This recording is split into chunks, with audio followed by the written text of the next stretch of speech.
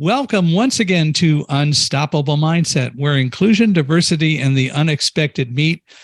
It's fun when we get to do all three of those in one podcast. You know, sometimes we have people who come on who happen to have a disability, which means we can deal with inclusion because a lot of times diversity doesn't. But of course, diversity is relevant. And then the unexpected comes along, which is always fun. Today, Cori Fonville Foster, our guest, I think can represent all three of those. She can make her own comments about that if she would like. So, Cori, welcome to Unstoppable Mindset. Hi, I'm so excited to be here for our conversation today. So it's okay to say that you represent all three of those? Yes, I think that's a safe assumption. Well, cool. Well, why don't we start by you telling us a little bit about you, kind of where you were born, your younger life, and the early Cori, and we'll go from there. Oh my gosh, the early Cori. Well, I'm a native to Virginia, but I only stayed here till I was about 7. My mother was in the Army, and so I was lucky enough to get to travel to Texas. We were stationed in Germany, Hawaii, and then back here to Virginia. So we just made a big circle. And I really enjoyed just traveling as a child and exploring other people's cultures and getting to know, what people wanted to do in life, just hearing the different stories that individuals had. But I did go to high school here in Virginia. And then I went to Virginia Commonwealth University, where I thought I wanted to be a psych major, and then and then found out that was not for me. But even through all that, I kind of figured that what I found to be a common theme throughout all of my years was this idea of wanting to help people. And so while I didn't finish at VCU, I did find kind of a new passion in the medical field with helping people in that way. What was school like in other countries and so on? How did you cope with all that? Because it must have been a little bit of a challenge moving around. Actually, I really liked it. I was never afraid to be the new kid, especially because I went to a lot of areas where there was a lot of military. So I was definitely not the only new kid there. Texas, Killeen, Texas, if people are familiar, deep in the heart of Texas, lots of military there. And only thing I had to realize is that I thought I was country being from Virginia, but I was very country once I left Texas. Germany, I went to school on base, but I did have to take German classes. And in Hawaii, we actually had to take Japanese classes and hula dancing classes. That was part of the curriculum. But all in all, school is school. I didn't really like going to school, but school was school. Do you remember any of your Japanese? And not even a little bit. How about hula dancing? Yes, actually, I do remember a little bit of hula dancing. That was fun. But yeah, the language just kind of fell off. I have a little bit of German left, but not much, not even enough to have a whole conversation. Yeah. If you don't use it, it does kind of go away. But I'll bet if you really got put back in that situation again, some of it would come back. Yeah, probably so. So you went to college. And tell us then about going into the medical profession. Yeah, so I went to college, like I said, trying to be a psych major. I don't know how I ended up getting in there. I was early decision. I knew exactly what I wanted to do, got in there my first semester and found out how long psychologists actually go to school. And I realized that is not what I wanted to do. I didn't want to spend all this time in school. And so after a year and a half, I left, but I ended up kind of landing myself in a nursing home, as not as a person living there, but as a worker. And I really fell in love with helping individuals that needed more support, that, physically needed more support. So needed people to help possibly feed them, help them move around, bathe them, that kind of stuff. I was like, okay, this is cool. Not so much mental concerns, but even physical needs, like the everyday needs. And I found that was a lot more rewarding for me. So then what did you do with that? So you didn't stay in college. Did you go back to college ever, or? Yeah, I did. I went back to school. I did a lot of home health work for a while, and I realized that I wanted to have more education in the medical field. So I went back to school. I have a associate's degree as a medical assistant, and then I was actually in school to become a registered nurse when my eye condition flared up, and unfortunately, I wasn't able to complete that degree. I was 3 credits away from graduating as a registered nurse, but unfortunately, but I guess fortunately too, I found my true calling after that. But I did have to leave school and leave work, and basically go out on disability very, very close to the finish line of becoming a registered nurse. Well, what was the eye condition? What happened? Yeah, so I have a rare eye condition called uveitis. It's an inflammatory condition. It's very rare, and the kind I have is even more rare because usually they can find out like what makes you, have this condition. But in my case, they call it idiopathic, meaning they basically don't know why I have it. I just do. So they treat the symptoms. And so I actually got diagnosed in high school and lost all the vision in my left eye my first year in college. But then nothing else. It just like it got calm. I had no issues until I was about 22, 23, somewhere in there. And that's when it flared up again. And it was just so bad that the doctors couldn't kind of get ahead of it. And they basically sat me down and said that they thought I was going to go completely blind from the condition. I did not go completely blind. That's a little longer of a story, but I did have to, like I said, discontinue my studies and leave the job that I had been working at for quite a while. What did you then go and do then? So as a result, you weren't a nurse. You weren't going to be able to be a nurse, although you had worked at that, but you obviously gained a lot of knowledge and so on. So what did you then go off and do? Yeah, so after I had to go out on disability for about 6 months, I actually did nothing. I had I had no coping skills as a person that was visually impaired. Because before the flare up that sent me out, I had 20/20 in my right eye, so I was still kind of living life as a very visually abled person. And so when my vision quickly dissipated, I didn't really know what to do. I didn't know how to read Braille. I didn't know how to use a cane. I didn't know anything. So I just kind of was sad and depressed for about 6 months. Didn't do anything. Didn't know that there was lots of support out there. Unfortunately, I didn't have really great doctors at the time. And now I do, thankfully, but I didn't know that I could reach out and ask for help and get resources. So I did nothing for 6 months. And then after that 6 months, I decided to start a business. Why not? When you're in the pits of despair, I started a business because I wanted something to do. I didn't want to be in the house and I wanted to make income. And again, I didn't know that at the time, I didn't know that people who couldn't see could work.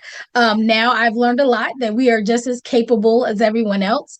But then back then I didn't know. So I started my first business. It was called IROC Mind, Body, and Soul. That's what it was called. And I sold like handmade soaps and bath bombs and body butters and, just a lot of handmade things for women to take like bubble baths, basically.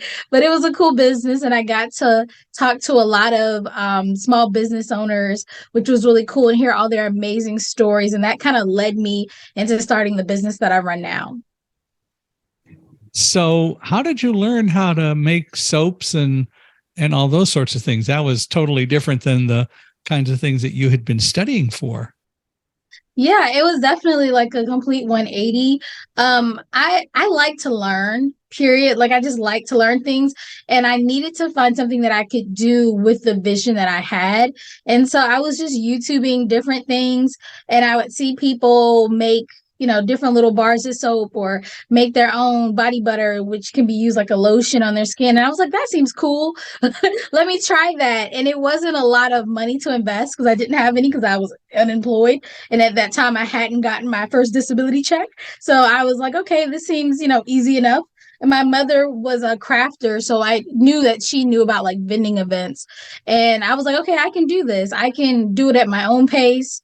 I can do it with the vision that I have. And I just a lot of trial and error. But I got real good at it. I made some good money doing it though. So I'm kind of proud of myself. While it was a little business that kind of came out of nowhere, it definitely was a lucrative business that gave me a lot of confidence because like I said before that, I didn't think that like I had a future, because I was like, I can't see, like, this is it for me. That, it was like the world came crashing down. I really felt like there was nothing that I was going to be able to accomplish because I couldn't see. And so that gave me just a little bit of confidence to say, okay, you're not, helpless. You can do something. You can be productive. And that kind of gave me the confidence also to advocate for myself. I ended up firing my doctors, getting a new team of doctors to help me, finding that organizations were out there that could support me. I actually connected with, through an organization, someone who was completely blind that was like, girl, you can work, you can do different stuff. And I was like, really? She was like, yeah, she had written a book. And it really opened my eyes that this was not something that was going to limit my capabilities. So what did the doctors tell you? I should have asked that earlier, I suppose, but what did the doctors tell you when they decided that you weren't going to be able to see again?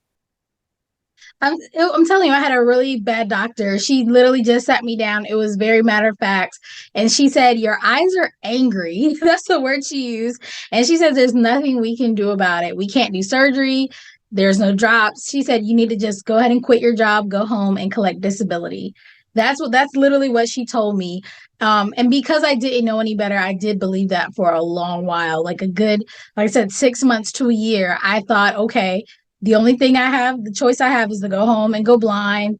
And that's it. But like I said, once I got a little confidence and I found new doctors, they told me that, while there was no cure, they could fight. And if I was willing to fight, they would try to preserve the vision I had. And they got me connected with people that could teach me how to live in my new normal. Yeah. And that's exactly what it is a new normal. I had a similar experience with a doctor a number of years ago, in that I was dealing with a lot of eye pain, which turned out to be glaucoma, eye pressure, and so on.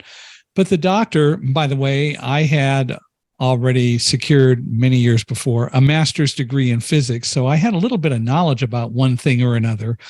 And this doctor would only say to me, your eyes are mad at you. They're angry. And, I said, what do you mean my eyes are mad at me? But they are, and there's nothing we can do. And I said, what do you mean by mad at me? He wouldn't deal with the issue, and he couldn't take eye pressure because, having been blind since birth, I didn't know anything about controlling my eyes and looking up and looking down. And when he was trying to take eye pressure, he kept saying, look up. And I said, when are you going to understand? I don't know how to do that. And I said, if you're going to treat me this way, I'm leaving. I'm not going to pay you a cent. And I'm going to make sure other people know how you treat blind people.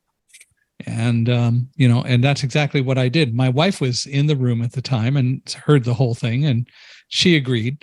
It was not a good experience, and there's no need for that. And it's unfortunate that the ophthalmological world doesn't get some of the training that they need to recognize that they're not failures just because a person can't see, and that it is high time that we stop preaching here now, talking about blind and visually impaired and equating us to vision.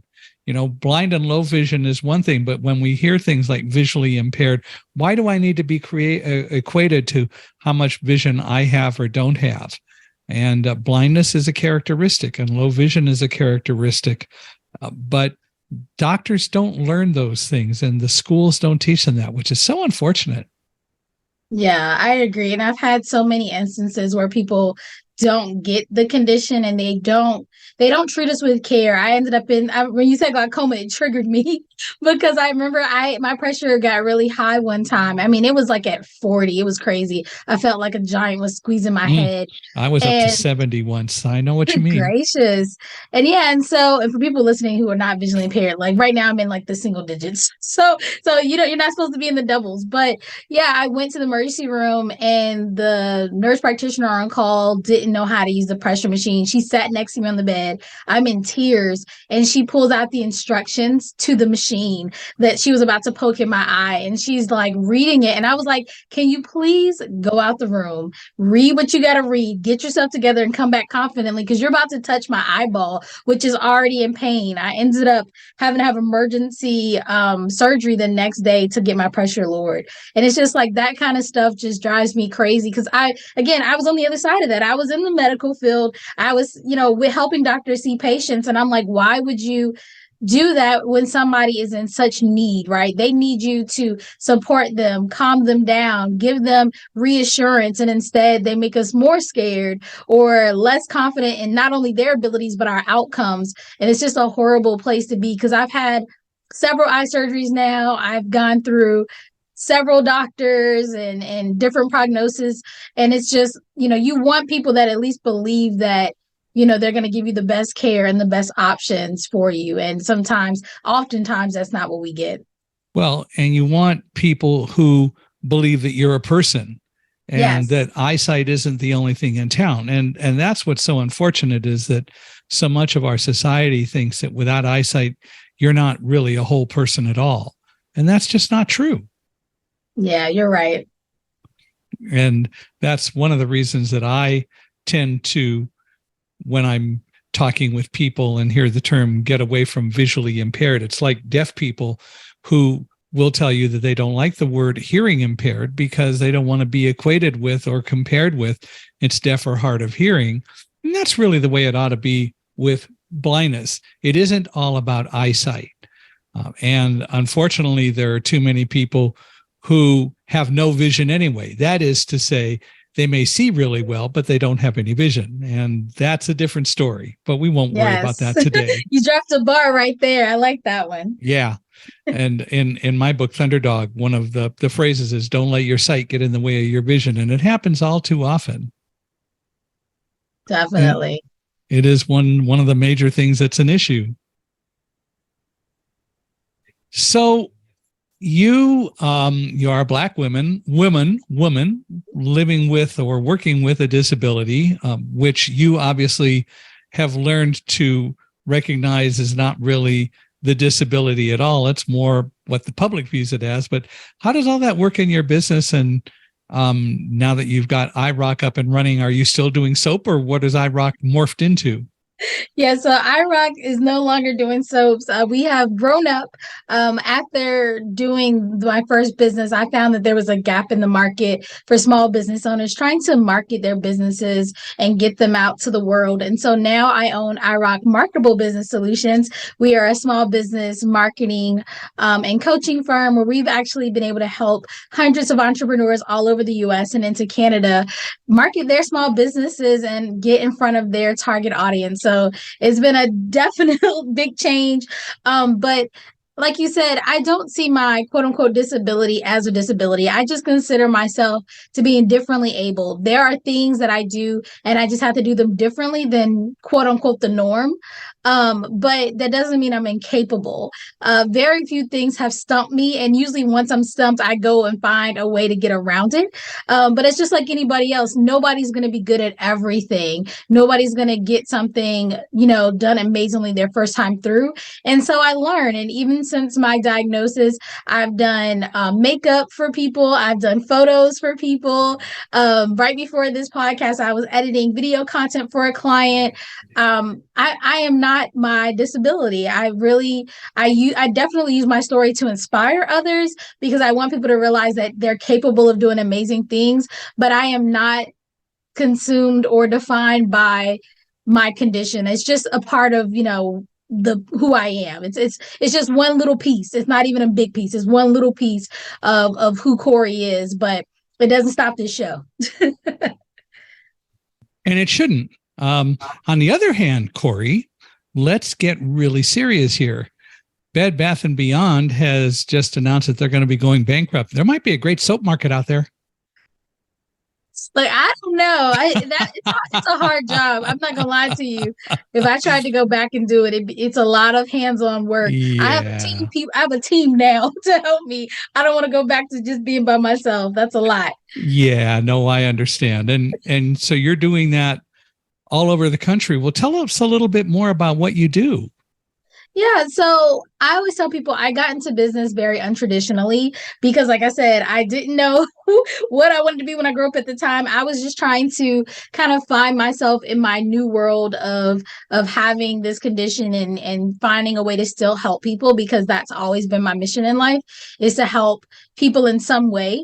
And so through that, And through the business, we're able to do coaching, right? We talk to individuals and help them identify their goals, figure out who their clientele is. We also help them turn their passion into profit, meaning that they find something that they're really good at, really passionate about, and we help them monetize that thing.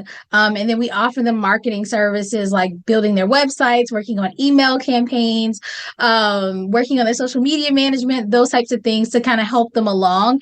And I mentioned me being in the business non-traditionally because that's our target audience. People who didn't come into business with a business degree or come into business with tons of investors and capital. There are people who really just genuinely want to help other people through the thing that is their gift.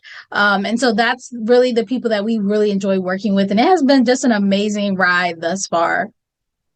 Do you focus a lot on businesses with persons with disabilities? Is that an issue? Do you focus more in the broad market or what? So we have had many individuals who identify as people with disabilities, seen and unseen. So we've had people with MS. We've had people that just have really bad anxiety, who have come from a lot of trauma, have physical conditions. I mean, the list goes on and on.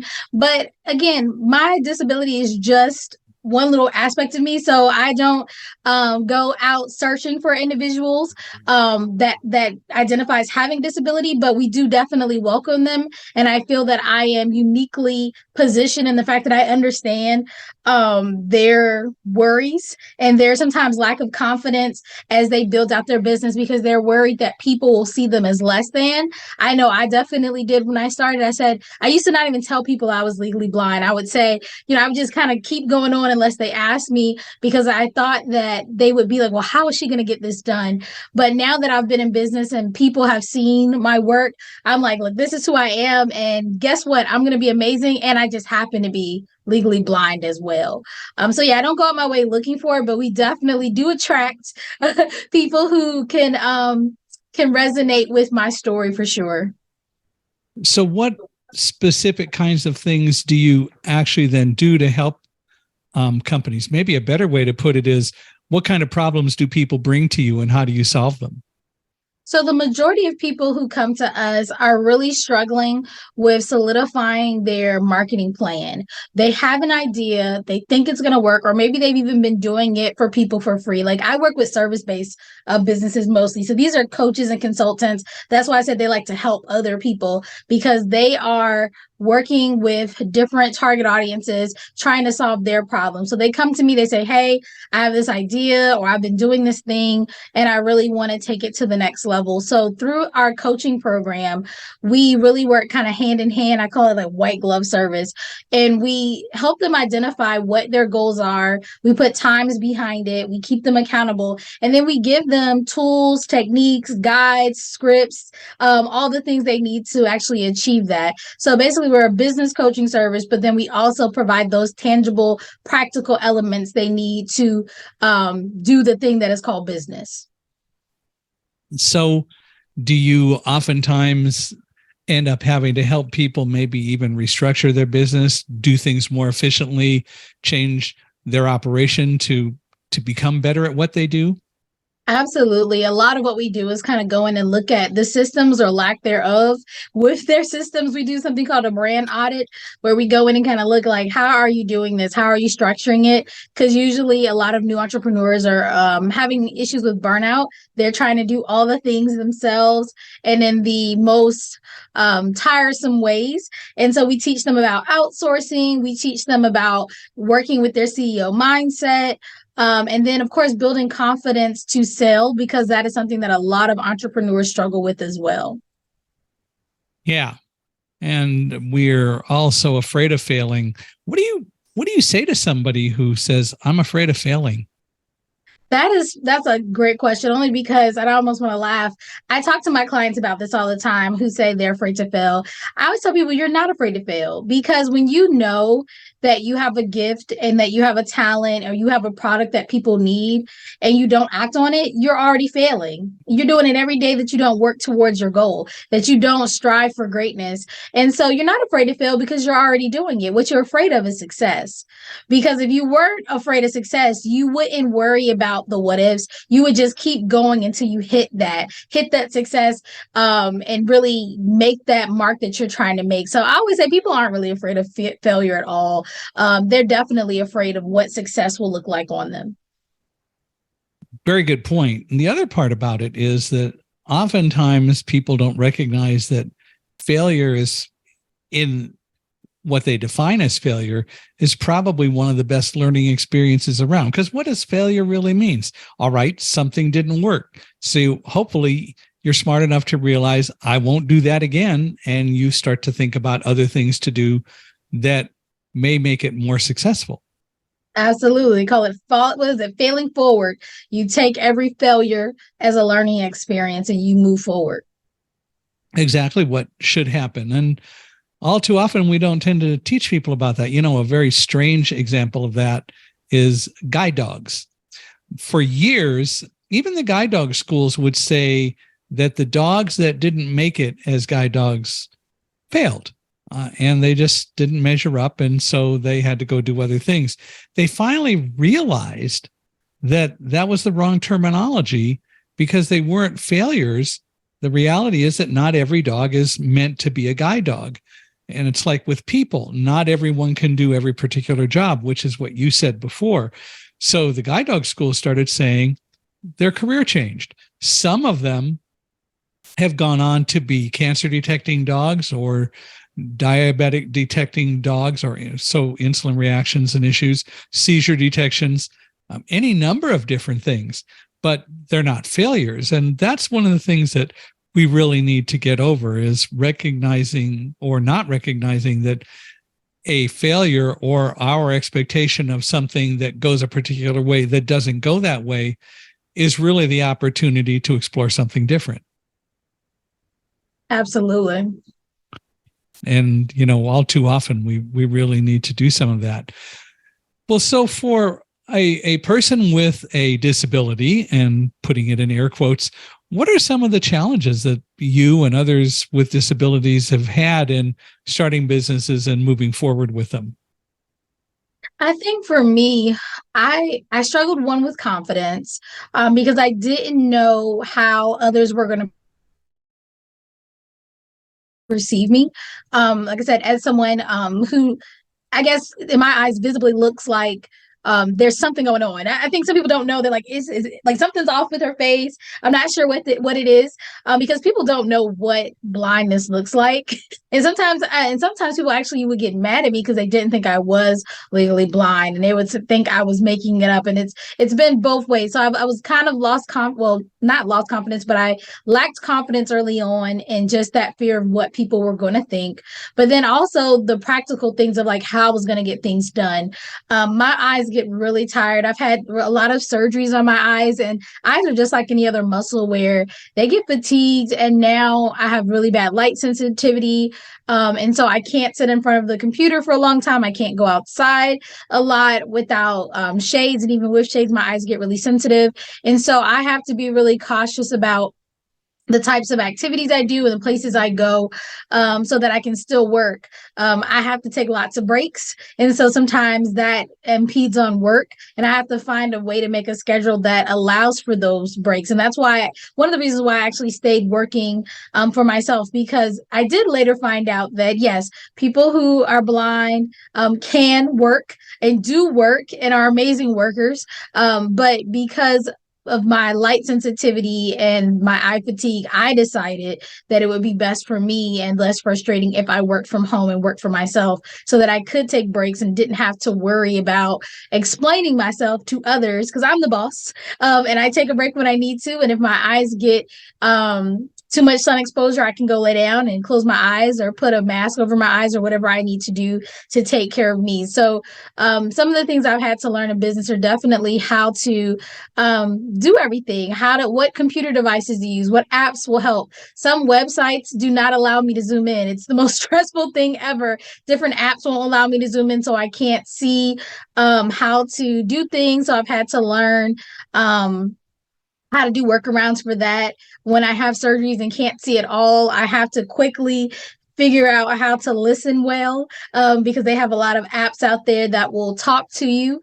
And my condition is a little different than some people who are consistently blind, and that I feel like they get the skills because they use it all the time. But I can go from being able to drive to not being able to see my face really quickly, like within 3 days time. And so I have to quickly pick up those skills of listening well so I can use all those amazing apps to help me navigate the TV, my phone, the computer, all kind of things. And luckily there are amazing softwares out there, but I have had those challenges of just navigating that as I build my business and as I just live my day-to-day life.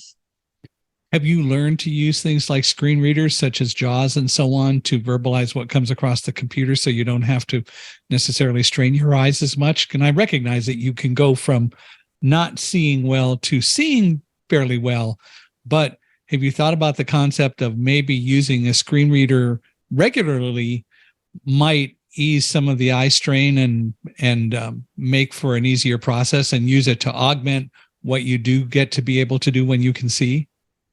Yeah, I've been playing more with that lately since I had an emergency eye surgery a couple months ago, and I've been trying to use the technology more. I'm just really I'm really impatient. I'm not gonna lie to you. I am very impatient. And so sometimes I'm like, it takes forever because a lot of times it'll read. I've used apps where it'll read to me like where a button is, like when I pass over it, but then I have to hit the button like twice, and it's just like, and so oftentimes I get frustrated and take it off, but I have been getting better at trying out different apps and different softwares and trying to use them more consistently. Even like using my walking cane, I try to remember to go back and use it more often because what tends to happen is when I really need it, I haven't used it in a month. And then I'm like, oh my gosh, I gotta learn this fast. And then I have all the anxiety around kind of getting back acclimated. So yeah, I have been trying to use them more consistently because with consistency comes confidence in the tool. But like I said, I'm real impatient, so it's been a struggle. That is definitely something I continue to struggle with. Well, but the other side of it is that you may find that it helps in other ways. So for example, let's talk about using a cane. If you're using a cane and you use it regularly, one of the things is that the people will know you're blind, and that may or may not build barriers, but for a lot of people, hopefully it won't, because you're already doing what you do. And worst case, it opens up the opportunity to have a conversation about it. Well, the same thing with different technologies. You talked about when you find a button and you have to tap it twice, that's when you're using a touch screen. But on the other hand, with your computer, you can use a program such as JAWS or NVDA or Microsoft Narrator, which is built into Windows, and actually verbalize whatever comes across the screen and still use your keyboard the way you normally do. And the point of doing that consistently is that you use your eyesight to complement and enhance what you get with the screen reader or using the technology, as opposed to just using one or the other, because you have the ability and the opportunity to use both. Does that make sense? Well, absolutely. And that's what I said. I'm just now trying to do it more often. But I definitely see the benefits in doing it for sure. And I like I said, I like to be really honest about the fact that I've had this condition now for many years, but over the last, I don't know, 4 or 5 years, I've had the harder time because I've had the biggest changes in my vision really fast. And so I've had to get over, people are looking at me. And again, what did the people think? And I had one lady who was helping me with my cane and learning how to do that. And she was like, why do you care so much what people what people are thinking that are looking at you. You can't see them anyway. And I was like, well, that's true. Because I just felt like they're looking at me. And she was like, but you can't see them, so don't worry about it. And I was like, well, she is right. So it's an emotional and a mental block that I'm fighting to overcome. And I don't want people to think that, none of us go through that, because I definitely do. Because I do care what people think, and I shouldn't. And that has definitely kind of guided some of the choices I've made in my accessibility. But like you said, it's kind of limiting me sometimes. And so I definitely, like I said, I'm coming to a place now more of acceptance. And now I am learning more and trying to utilize, like you said, all these different things that are available to me so that I can do even more and do it for longer, because they don't know how long I'll have vision and how much vision I'll have. So I definitely will probably forever be using these tools, and I need to get pretty good at them pretty quickly.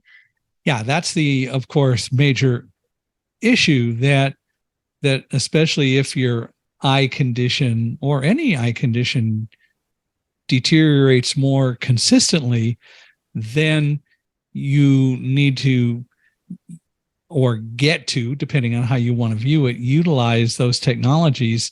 And isn't it better to really become familiar with them while you still have access to both worlds, rather than waiting until suddenly now you're in a different position? It's adopting a different mindset. And, you said something interesting when you worry about what people think. It caused me to think about something that I hadn't ever really expressed or thought of. And that is, should we worry about what people think or worry about what they know? And that's really the issue. The problem with most people and what they think is, the reality is they don't know, and they're thinking based on erroneous information and wrong assumptions. And so, like it or not, we all get to be teachers, but that's really it, right? It's a matter of what they really know, not what they think. So I think your friend was right. It shouldn't really matter to you what they think. It's more a matter of what they know. And like you and me and others, there are things that are acceptable in society to do. You don't wear two different colored shoes, or you're not supposed to anyway, or any number of things like that. And you develop techniques so you don't have to do that. But those are different issues than you're using a cane to travel around, which should certainly be okay. And even if you do it every day consistently, you get more comfortable with it. But the other part about it is that other people start to recognize, maybe that's not such a bad thing after all. Yeah, I agree. It definitely is a mindset shift. And I think most people go through some type of confidence hit when they are seen or feel that they're different than, I hate using the word normal because nobody's normal, but than what people expect to be the normal thing. But like I said, I am every day, every day. And I'm excited because this is a different feeling. I'm every day getting more and more comfortable with me. Right? Like, I'm great at certain things already. Like, I know I'm an amazing business person. I know I'm a great mom and a great wife. But being a visibly disabled person, I wasn't always the greatest at. Out of, like I said, fear, self-doubt, whatever the case may be. And now I'm just like, hey, this is me. You like it or not? And I'm going to do what I need to do to be amazing at everything. So I love that, I'm getting to meet people like you and others who are out here rocking it, regardless of what people perceive as issues or different things that make life tougher. Everybody's life is going to be different. And this is my life. And I'm excited that I now feel more capable of, doing it on my own terms. The biggest problem, I think, with blindness is that more people haven't tried it. Now, the problem with saying that is you can't just put a blindfold on and suddenly you're an expert at being blind. That's one of the reasons that a number of us don't like this concept that some organizations and restaurants have started dining in the dark. Because if you go into a restaurant and it's totally dark and they take you to a table and they sit you down and you get your food and things fall off your fork and all that, what have you really learned? You certainly haven't learned how to eat like a blind person. You haven't learned the techniques. It doesn't train you.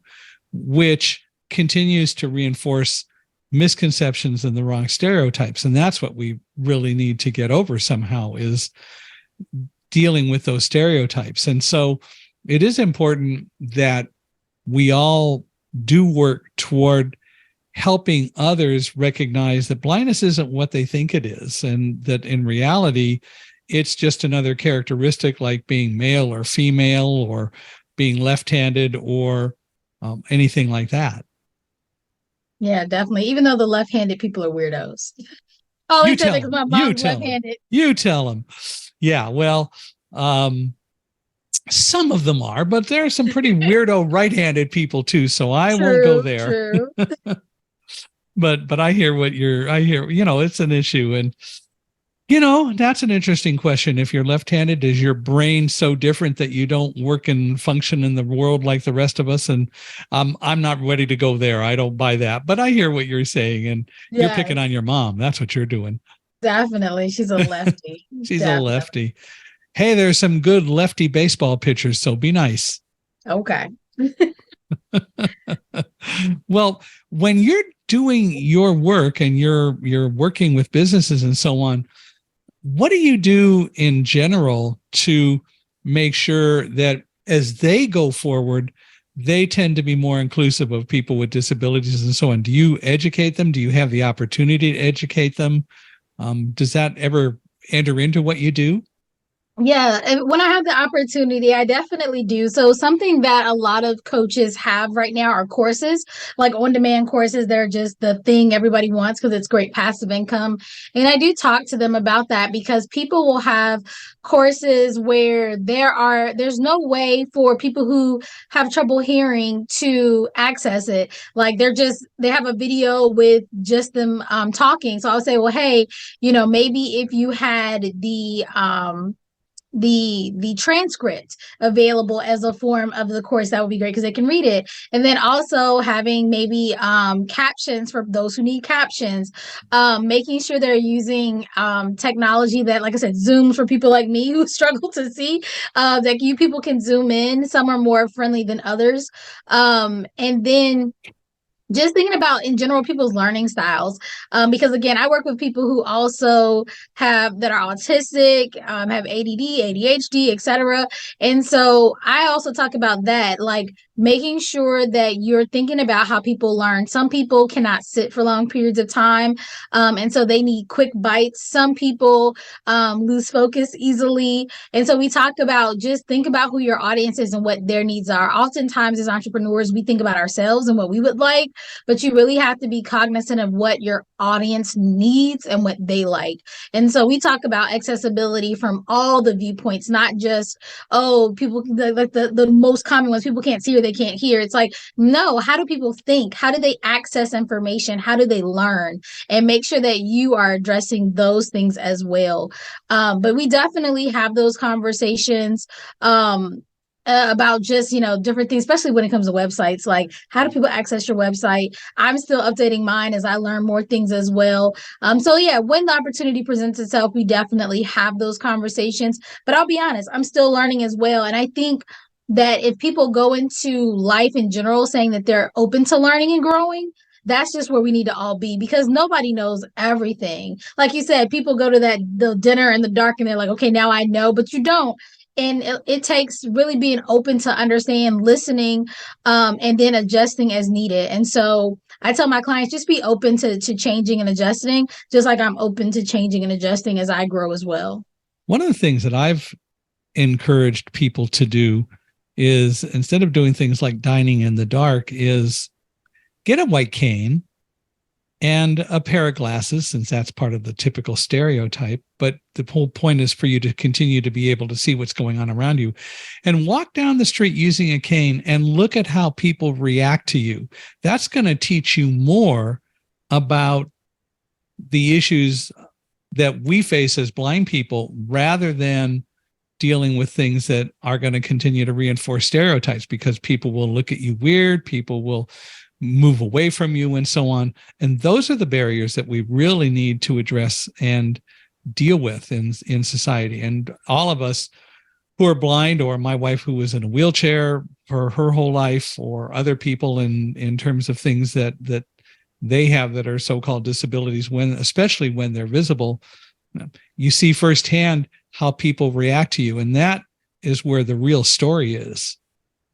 Yeah, definitely. That's why I said that was one of my biggest issues is like, yeah, people looking at you, because when I was going through cane training, I could see I wasn't in a flare. And like I said, when I first started, people's head would turn, like you said, they jump out the way, or they would be mean and not get out the way. It's like, why would you do that? I told you in our previous conversation about when I traveled by myself, I was treated so horribly. I was lost at the airport. The people forgot about me that were supposed to get me from point A to point B. People were making comments to each other about me, and it's just not nice. Like, we should all strive to be good humans. And when in doubt, you don't know what to say, just don't say anything at all, because we can hear. Like, if people with white canes can hear. I don't know why people think we can't, but it's like, don't talk about me like I'm a child or less than, because you see that I am moving throughout the world differently than you might assume I should.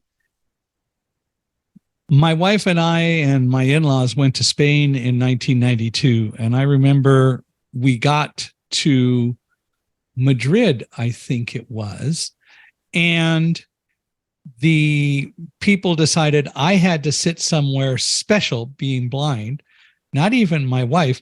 And I was separated from them, from the rest of the family, and they wouldn't even tell the rest of the family where I was. And finally, we got connected again, but I can tell you that the airline personnel heard a great deal about it from me and from other people, because it is inappropriate for them to make a lot of the assumptions that they do. And now, of course, part of the problem was that it would have been a major challenge for me to go wander around and try to find them, because even finding people who would speak English that I could communicate with to say, help me find a lady in a wheelchair or whatever, that tends to be part of the issue. But the bottom line is that you're right. People just don't think. And again, they make assumptions. And so oftentimes we do have to take stands. I would react differently today if I were put in the same situation, because I wouldn't even allow us to get separated. And if people didn't like that, then fine, let them call the police or whoever, and we'll have a discussion about it. But absolutely. But absolutely. And I think that's the thing too. The more confidence you get, the more you're capable of advocating for yourself. Because you're right, stuff that happened in the beginning, even like with doctors, I let them for years treat me any kind of way. And now it's like, oh, nah, you can quickly be fired. If you don't believe in me, if you're not going to try for me, good day. For sure. I will not be disrespected anymore. Well, in addition to your business, I think you do a lot of speaking. Yes, I do. I do a lot of speaking on building your confidence, because I really think that that's a major cornerstone in being able to achieve anything that you want, whether you want to be an entrepreneur, whether you want to be a writer, whether you want to be, I don't know, a baker, whatever you want to do. Confidence plays a big role. And so I use something called the IROC framework when I talk and when I teach and train and work with my clients. And it's all about taking small actions to build your confidence now. I don't like people to get stuck in the mindset and the what ifs, the woulda, coulda, shouldas of things. I say, you know what? Figure out what your goal is and take action. And those actions will feed your confidence, because if you never try, then you only are working around the assumption that you won't succeed, right? I was like, oh, I can't have a business. I can't make money. There were so many things I thought I couldn't do. And it wasn't until I started trying to do those things that it was like, okay, all right, I can do this. And now I can do more, and I can do even more. And so when I do speaking engagements, I'm always talking about building confidence, basically to unlock your full potential as a person in general. Yeah. And it's of course still all about education more than anything else. So how do you find speaking engagements, and how does all that work for you? It's always a constant battle. Like, I don't have a cool story like you do. I was like, wow, man, your story is amazing. But I use my network. And I also pitch to different conferences and apply to different conferences and also host my own events. I do a lot of podcasting, like I'm on your podcast today. But I do a lot of podcasting and I talk about some entrepreneur things, some just mom things, because I'm a mom. I'm a homeschooling mom too. But like I said, the overall theme for me is always about confidence. Do you have your own podcast? I do have my own podcast. Do It's you? called Yes, it's called IROC Business with Confidence Podcast. Look, sorry, no cute name, but I wanted people to understand the premise. It's about business owners building their confidence, and we have experts that come on weekly and talk about their business journey, hurdles they've overcome, their unique perspective, and then of course giving people some real tangible things to implement in their business to move them forward so that we can all have amazing businesses and rock them with confidence. So, as a speaker who's been out there and who's been all over the place, what advice do you have for other speakers, much less other speakers with disabilities? What kind of advice do you offer for people, or would you suggest? Be authentically you. I think for any speaker that identifies to have a disability or not, you a lot of times you fall into the trap of trying to imitate or copy or duplicate somebody else's personality or their style. Do you, and do what you need to get the job done. I always worry about, well, I shouldn't say worry, but I'm always concerned about things like, am I going to be able to see time clocks and the end of stages and make eye contact or look like I'm making eye contact, I should say, with the audience and different things like that. Guys, just be you. Show up. People like my personality. I don't think they care if I'm actually looking at them or not, which is great, because that used to be a thing like, oh, I have to do this and that. But no, I'm me. I show up as my goofy self. I tell my stories. I laugh with everybody. I make them feel something. I give them my strategies, my techniques, and then people go away with something that's amazing. And so I would just encourage anyone out there, if you're going to do speaking, be you. Use your stories, your frameworks, and get your point across in your own very special way. And I absolutely agree with you. The most important thing that we as speakers can do is be ourselves. I once was encouraged, when I was first starting out, I was encouraged to write speeches and read them. And I didn't like that idea because I didn't think that that was necessarily my style. But I tried it a couple of times and then listened to myself and heard how horrible it really was. But more important, what I noticed is that when I talked with an audience, that is, as a speaker, I don't talk to an audience. I want to talk with them. They may not be saying anything, but it is important that I connect with them. And that really means talking with them, talking at whatever levels that they are at, and trying to strike a chord by talking about things they want to hear about, in addition to the things that I would like them to understand. That's all part of being authentic. And that's what's really necessary for any speaker to be truly effective. Absolutely. And it's funny that you mentioned writing it down. I actually, I don't know if you've heard of Toastmasters, but I was in leadership with their organization for a while, and they do a lot of public speaking. So I would work with a lot of new public speakers, and some people were very much like, I must write this down. And some people did bullets, and then some people like to speak from the cuff. And I'll just say, do what works for you. Try out different methods for sure. For all our listeners out there, try what works for you. I do have people that really cannot do speeches if they don't write them down word for word. They won't read them in public, of course, but they really they want to make sure that they hit all the words that they planned. And they prefer to kind of work off of that. And then I'm a bullet girl. I like to outline my speeches and then just talk through them like I'm talking with the audience. And every time I do a speech, even if it's on the same topic, it's going to always be a little different. Even if there's a slide deck that goes with it, I'm going to speak based on the topic, but then kind of change it depending on my mood for the day. And then, like I said, I have some clients that I've worked with who just off the cuff, they know how much time they have and they just go, and more power to them. I would ramble on forever. And so I prefer to have a little bit of structure, but with a lot of freedom. Well, and you can do that no matter how you speak, and there's nothing wrong with that. I will use notes, especially when I'm speaking to an audience and I've interacted with the event sponsors and they talk about certain things they want in the messaging and so on. I will make sure I have notes so that I deal with those issues. But I also believe that, again, a speech that is the most effective is one that you're truly having a conversation with the audience over. And Absolutely. So the notes are important, and there's nothing wrong with that. But reading a speech, I've heard some people do that. It just doesn't really go over very well. So absolutely not. It is not the way to do it. Yeah. Well, have you written any books? So I haven't, but I'm in the process of writing a book. I'm super excited. It should launch, depending on when this podcast comes out. It may or may not be out, but it's going to be summer of 2023.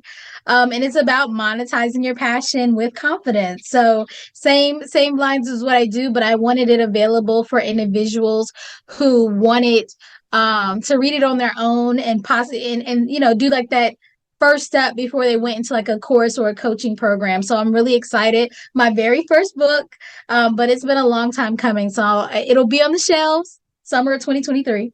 Do you have a publisher or are you publishing it yourself? I am self-publishing. I am a do-it-yourself kind of girl. I'm actually trying to figure out how to do the audio part of the book myself, but we're still in the research phases of that, but it'll happen. Well, an Audible has a way to do that, where you can actually, if you choose to and can do it well, you can read your own book, but you can certainly go to Audible and learn about how to do an audio version of your book.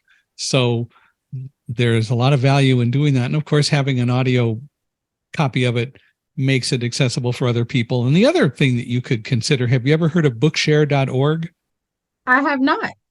Bookshare is there used to be a company called Napster. Are you familiar with Napster? Mm-hmm. Yes. So Napster was this thing where you could go off and share records and all that. And it got to the issue and the point where the problem is people were violating copyrights and so on. Well, Bookshare, in a sense, is the Napster of books for people who have a need to have alternative ways of getting books that are normally in print. The difference is that an organization like Bookshare is covered under the copyright laws, so doing it is legal. And you can take any book, provide an electronic version of it, and they will put it out in their system, and it is something that's available. They can also even do on-demand converting it to Braille, so something to look at. Cool. But I would also suggest, so that you can make some money, looking at, if you want to read it or get someone else to read it, look at doing that on Audible, because you may find that that's another revenue source. Absolutely. That's one of my main things I wanted available on Audible, because that is how I read books. My eyes do not like trying to read paper books. And there are many times, I would say actually 50% of the time, if not more, where I cannot read the print in a book. So it's the only way that I can really enjoy a book is through an audio version. And so I wanted to make sure that others can listen to my book as well. I would hate to have a book out that I can't read. That would be awful. Have you learned any Braille, or have you tried to do that? I have not. And it is not even on my to-do list, because yes, that is it's an undertaking. Maybe in the next 5 to 10 years, but right now I'm just like, I cannot put another thing on my plate. Just gonna be honest. I don't even read regular well. Like I get tired fast. So yeah, I'm like, it's definitely something that I know I will have to do eventually. It's just not yet. Have you become a patron of using the Library of Congress National Library Service and getting talking books that way? Okay. Mm-hmm. Yeah, I have gotten that. And by the way, although that isn't a revenue source, once your print book is out, that is something that you could submit, and they may or may not make that book available through National Library Service. But Audible's a better revenue source anyway. Yeah, and I didn't even know that existed until I connected with the organization. I was like, "Oh, are you able to read books?" And I was like, "No, I haven't read a book in a year. Like I'm just sitting around not doing anything." And they're like, "Hey, this is available. They'll send it to you for free." I was like, "Really?" I even had a newspaper. It was like a radio station or a newspaper that they gave us free Echo Dots, and so they would read the paper and everything, and that like opened up my world too. Because I just didn't have a lot of access. And I should note, when all this was happening in the beginning, I definitely was in a different financial place. If you guys can read through the line. So there was no money to go out and buy all the fancy things. I literally was at, like if it wasn't free, I probably wouldn't get it. And so now I've learned about so many cool organizations that offer things, whether they're affordable or free, to allow people to have access to the world. It's amazing. Check out bookshare.org, and it's just like it sounds, BOOKSHARE, one word.org. That would be very useful. There's a subscription price per year. I think it's like $50, or maybe it's gone up. It's one of the ways that they get some of their money, but they get a lot of it from grants. But it's well worth it because anyone can submit any book, and a lot of people have scanned books that are not available in any other form, and then they submit them to Bookshare to get them published. And Bookshare also goes to publishers and gets electronic copies of books so that they can put them out. So you may find that a very relevant and useful source in a lot of ways. So definitely something to look at. What are some upcoming projects? What kinds of things do you have in the future for IROC MBS? That's a great question too. So, like I said, we have the book that's coming out summer 2023. We also have what are called IROC master classes that actually occur once to twice a month. So, whenever you hear this, definitely check out irocmarketablebusinesssolutions.com, and we will be updating the website to show what events we have, because we always have new ones coming, whether they're the master classes. We also have some challenges coming up to help you grow your business, and then we also have our IROC summit, so that we have once a year, and this year it will be in September. So definitely keep your eye out for that. But no matter when you hear this or see this, if you're looking to grow your business with confidence, definitely check us out, because we have a free private community. There's always stuff going on in there where we're supporting one another, giving each other tips, strategies, networking, collaborating, and it's absolutely amazing. And you can access that as well through irocmarketablebusinesssolutions.com. Well, definitely, that is great to know. And also, when your book comes out, or when you have it, please send us a copy of the book cover, a photo or whatever, that we can put up and alert me to when it's out. If you think will it be earlier in the summer or later in the summer? We're hoping that it'll be earlier in the summer. So we're hoping around June. So fingers crossed. Well, if that is the case, then it'll be published probably before this actually gets to go up. So all the information you can give us to promote the book, please do that. We'd love to. So again, tell us how people can reach out to you, learn about you, and what your website is, and so on, and spell things if you would. Oh, definitely. So you can connect with us through our website. That's irocmarketablebusinesssolutions.com. IROC is spelled IROC, and that's marketablebusinesssolutions.com. You also can check us out on Facebook, Instagram, Twitter, LinkedIn, Pinterest, and TikTok, either by my name, Cori Fonville Foster, and that's CORI. Fonville is FON, V as in Victor, ILLE. Foster is FOSTER. But you can check us out on all those platforms by searching my name or irocmarketablebusinesssolutions.com. And I haven't even asked, although you've referred a couple of times to it. You're a mom and married and all that. How old are the kids? So I have an 11-year-old son who's absolutely amazing. And then we have two of my cousins who are adopted into my family. So they're like my kids too. And they're amazing as well. They're twins, and they are 15. Oh my goodness. 15. So you have two 15-year-olds and one 11-year-old. It's 15-year-old girls?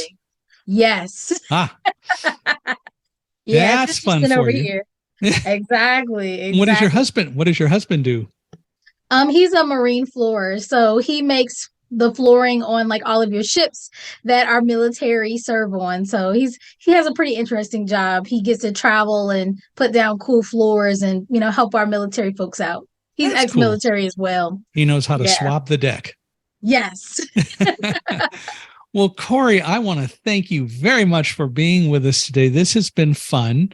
And I hope we've been able to educate people a little bit. And I mentioned like Bookshare and so on. I'm going to make sure that I include in the notes some information about some of that for listeners who may want to know. They're mainly U.S. programs, but there are also programs in other countries. And one of the neat things that the National Federation of the Blind was a part of several years ago was working with other countries to make sure that copyright laws regarding being able to provide books that are in alternative formats to blind people around the world are available. And so, in fact, that really has happened. So sometimes working through like a local library here, a library for the blind or anyone who has a print challenge through the Library of Congress, they can actually even explore finding books from other places. It's really kind of cool.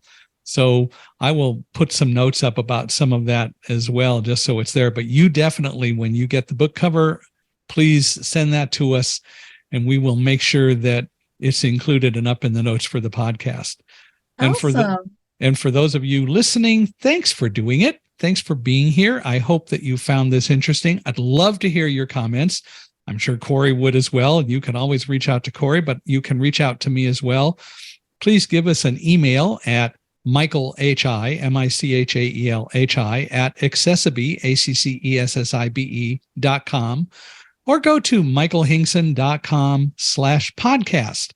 And wherever you're listening, please give us a 5-star rating. We really love those ratings. It is also what helps more people find out about us, and it shows your support of us.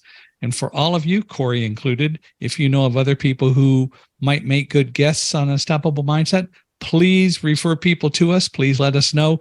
Love to hear from you. So, Cori, one last time, thanks very much for being here and for being a guest on Unstoppable Mindset. And I hope that the book goes well and that you do well. Thank you.